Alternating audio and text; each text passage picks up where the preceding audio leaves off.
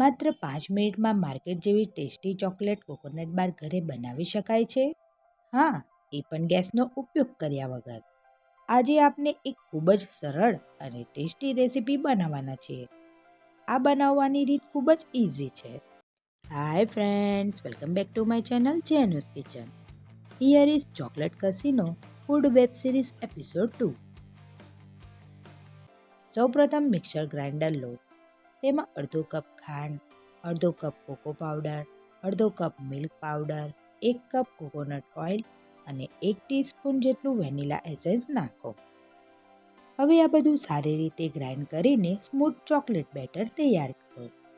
હવે એક આ રીતનું કન્ટેનર લો અને તેમાં બટર પેપર પાથરીને થોડુંક કોકોનટ ઓઇલ લગાવી દો. પછી તેમાં ચોકલેટ બેટરનું એક લેયર ફેલાવો. હવે તેના ઉપર છીણેલા કોપરાનું લેયર મૂકો. અહીં મેં 1 કપ છીણેલું કોપરું લીધું છે અને છેલ્લે ફરીથી ચોકલેટ બેટરનું લેયર નાખો. હવે આ કન્ટેનરને ફ્રીજમાં લગભગ 1 થી 2 કલાક માટે સેટ થવા મૂકી દો. સેટ થઈ જાય પછી તેને બારના આકારમાં કાપી લો.